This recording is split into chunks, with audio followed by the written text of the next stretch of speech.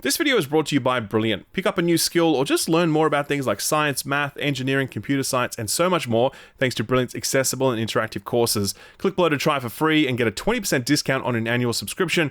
More details after the video.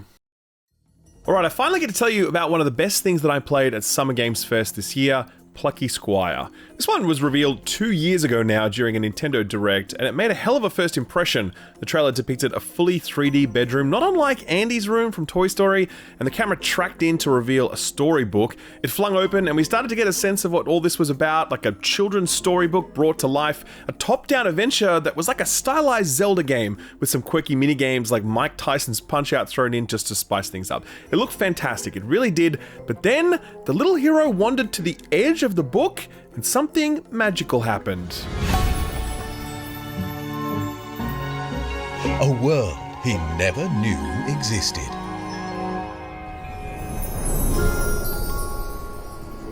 It turns out that to that point we had seen just one dimension of the Plucky Squire. Well, technically two, I guess, but there was a third dimension waiting for us at the back end of this trailer, and out pops the hero, now rendered in full 3D and able to walk around in this big 3D environment. It was like that time The Simpsons went 3D, only less creepy because The Simpsons looked hella weird 3D. Anyway, Plucky Squire. This looked incredible. We'd never seen a gameplay use perspective in quite this way, and the art design and the setting and the character designs were all just fantastic. A huge amount of love for this reveal. So after that, the developer All Possible Futures went radio silent as they continued their work. We did get another trailer last year, but it didn't give too much away.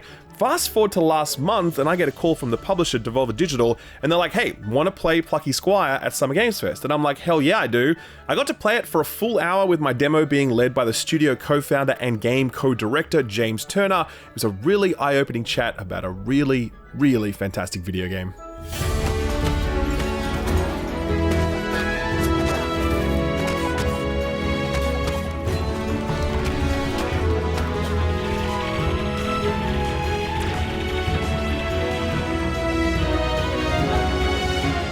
So the story behind this one is itself really interesting. It's from a new studio called All Possible Futures, co-founded by two industry veterans.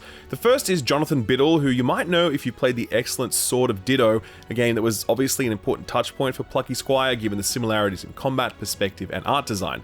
The other person in the mix is the one I was speaking to, and his name is James Turner. Turner has spent the better part of his career working at Game Freak, where he designed a whole boatload of Pokemon. Now say what you will about Pokemon, and I've said a lot, but the art design underpinning Pokemon is like the bread and butter of that franchise, and this guy was one of the people designing the Pokemon. In fact, he was the first non-Japanese born person to design Pokemon, and he actually rose to the position of art director for Pokemon Sword and Shield. That is a pretty insane CV. Anyway, Turner and Biddle had worked together in the UK 25 years ago, and ever since then they'd stayed in touch. Biddle had gone off and founded his own studio and publishing label in the past, and in around 2018, 2019, Turner was getting itchy feet. He told me that he absolutely loved working at Game Freak, and he could happily see himself working there forever, and that is kind of why he felt like he had to leave. He wanted a new challenge, and also he was excited to make new games. He had directed 2 games while working at Game Freak, those being Harmo Knight and Tembo the Badass Elephant. That is a real name, by the way. So he'd obviously got a taste for game direction and he'd wanted more of it. So one day, Turner and Biddle were chatting and they came up with this idea of a 2D, 3D adventure where gameplay would seamlessly move from one perspective to the other.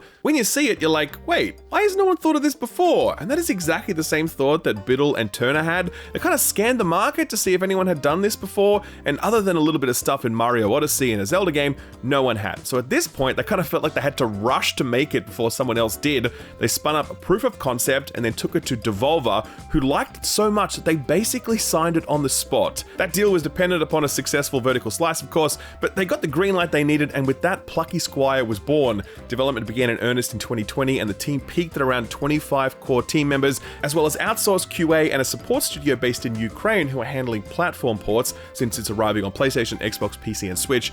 And yeah, this is the nearly final result, as the game still isn't finished, but it feels pretty close to it, and while Turner wouldn't be drawn on a specific release date, I get the feeling that it's soonish rather than being like late 2025 or whatever. So that's the pretty interesting story about how this project got off the ground, but how does Plucky Squire actually play? Well, it's really good, and this is a whole lot more than just some cute visuals and a flashy gimmick perspective.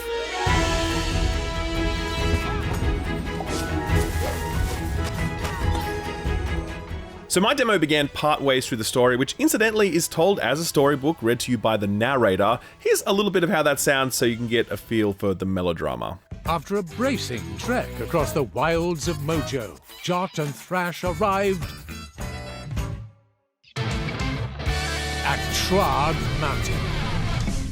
It's really nice that as these pages turn, the art style remains consistent with the gameplay, because when the talking stops, the playing starts, and you're immediately able to take control of this character, whose name is Jot. This part of the demo wasted no time in flexing the whole 2D, 3D thing, as I was directed to a nearby portal that would help me cross a chasm in an interesting way.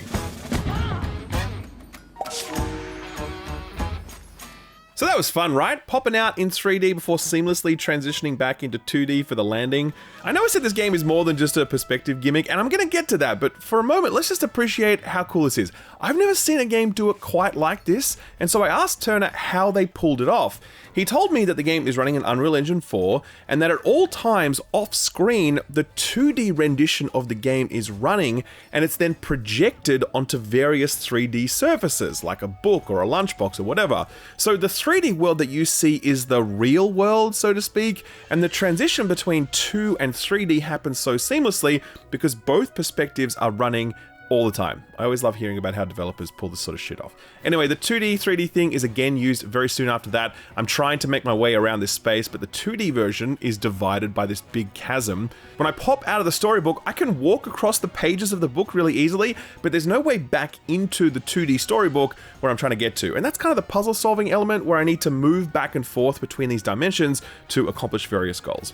And some of these goals are quite elaborate. So in the next bit, there's a part of the storybook where a set of spinning blades are blocking my path, and I need to figure out how to stop them. That involves me stepping out of the storybook for a long span of time, like 30 minutes, and within that block I'm completing multiple puzzles and combat challenges, and all of that is so that I can unlock a stamp, like an actual stamp of a hand, which I can then use to stamp the gears, which stops the blades from spinning and lets me progress when I step back into the storybook. That whole sequence was so clever, and the perfect example of how this combination of 2 and 3D perspectives is used so ambitiously and creatively. And speaking of creativity, Plucky Squire isn't just platforming and sword swinging, it has around 20 mini-games that switch up the perspective even further. We step into the 2D storybook often, but we often step into the 2D plane when we jump into things like mugs or lunchboxes. Jumping into one triggered a minigame that was essentially just Resogun, to the point where Turner told me that when they were building it, they gave it a project codename that was like Reso something or other. You literally navigate back and forth around this circular space, shooting bad guys while waiting for humans to spawn, which you can then pick up and deposit somewhere else to rescue them. It's Resogun, man, only it looks absolutely adorable.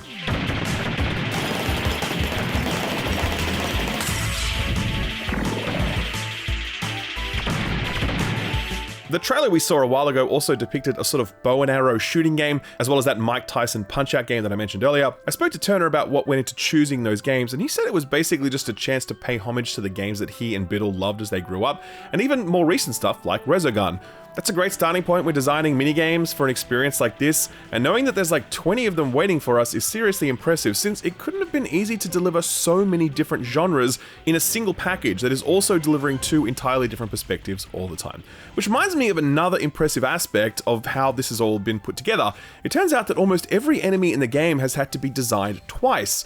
Once in a highly stylized 2D form, and again in a more realistic 3D form that would fit within a 3D rendered world. Visually, that's one thing, but then you need to make all of their abilities consistent, even when they're operating on a different plane. You need to remake all of their animations so they too are consistent. It would have been a big job, but they did it, and it's paid huge dividends as it further enhances the seamlessness of these perspective shifts. Some of my favorite sequences were these 2D platform sections. So 2D isn't just for storybooks and lunchboxes and whatever. Sometimes it's a kid's drawing on a wall, and when you jump into one of these, you're now playing a classic platformer as opposed to a top-down adventure game. It's just, it's so creative, man. I really love this.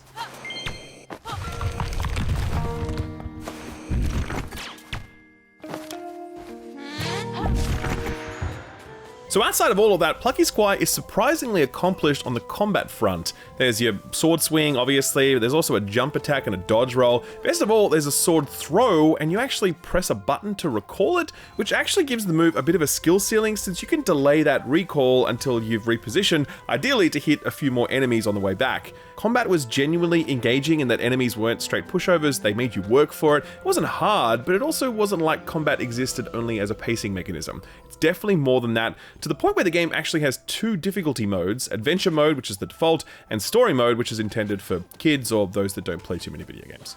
What else?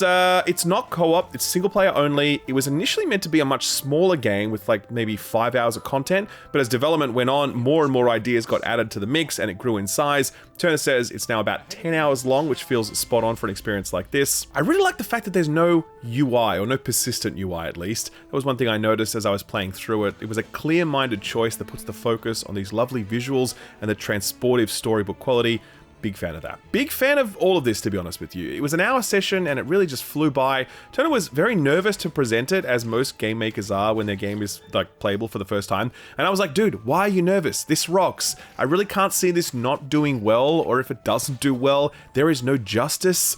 I think this is so clever in its use of its perspectives. I think it looks incredible with these two art styles. I think the puzzles are so smartly constructed. I think the combat is surprisingly engaging and satisfying. I just think the whole package is superb, and it's very high on my wish list for this year. Do keep an eye on it. There's no date yet, but it's headed to all platforms.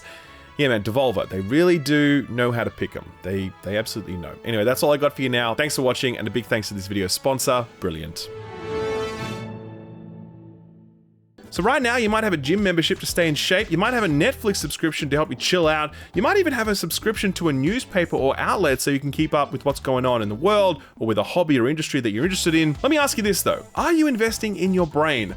I'm not talking about neural chips, at least not yet, thankfully. I'm talking about a tool that helps you learn new things, gain new skills, or teaches you how stuff works, because it's interesting to know how many of the things that we take for granted actually work. That's exactly what this video's sponsor, Brilliant, is for. Now, you might have heard of Brilliant. They provide really accessible, really interactive ways to learn about things like science, mathematics, engineering, computer science, and more. They have courses big and small, simple and in-depth, all of them illuminating something that seemed at first impenetrable, but really you just needed someone to explain it to you properly. Or you needed to learn by doing, which is another thing Brilliant excels at, since its courses almost always contain some interactive element that lets you apply and test your learning on the spot. This stuff isn't just interesting, it can also be useful. If you work in data programming, for example, then the stuff you learn here can help you be better at your job. And just having a sharper, more curious mind is going to hold you in good stead no matter what you're doing. Personally, I just finished a course on large language models. These are the things that power most of the AI tools that have popped up, and regardless of what you think about AI, it's really useful to at least understand how that technology works, because it's probably going to have a pretty big impact on our lives in the future. One thing I really like is that Brilliant kind of gamifies your learning, breaking your progress down into manageable chunks, giving you experience points and achievements for completing courses, and gradually upping the complexity as you get more proficient in a topic. Best of all, they have a mobile app allowing you to log in and start learning whenever you've got a spare 5 to 10 minutes. Sure, you could boot up a mobile game, and I absolutely do that as well, but now I also boot up Brilliant from time to time. I find it just as fun and interesting, and it's actually really useful. You can try Brilliant for free for 30 days, absolutely no cost, but if you do want to get an annual subscription, you'll get a 20% discount on it when you visit brilliant.org/skillup. Start learning for free for 30 days and get 20% off your annual subscription over at brilliant.org/skillup. Thanks Brilliant for sponsoring the video, and thank you for watching it.